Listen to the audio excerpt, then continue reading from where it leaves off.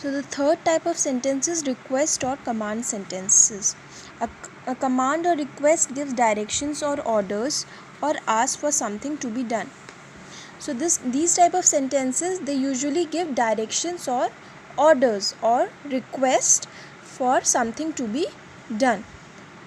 For example, please give me your pen, do exercise in the morning, never tell a lie, wash your hands with soap. So all the four sentences are either giving some direction or request or some command. And so all these type of sentences are known as imperative sentences, and they also ends with a full stop, just like the statement or assertive sentence.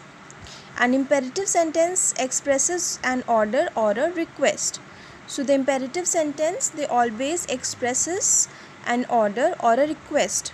So you can see, please give me your pen. So this statement is making a request. So it is an imperative sentence. Do exercise in the morning, it is giving a command. So this is also an imperative sentence. Fourth is happy or sad sentences.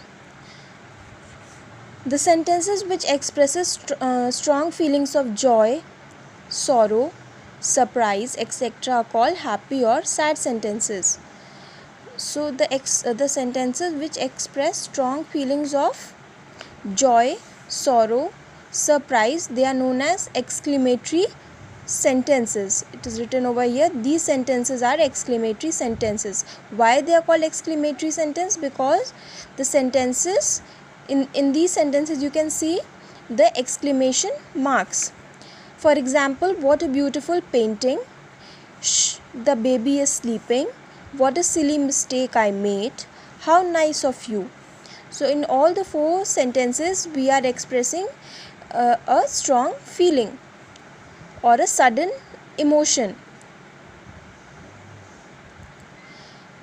They always end with an exclamation mark. An exclamatory sentence expresses a strong feeling. So you can see, what a beautiful painting. This sentence is expressing a joy. How nice of you. So this is also expressing a joy or surprise. What a silly mistake I made. So this sentence is expressing a kind of sorrow, that what a silly mistake I made. So whichever sentence ends with an exclamation mark is known as an exclamatory sentence. I hope you must be clear with all the four types of sentences. So your homework will be to read the chapter and you go through the examples once again.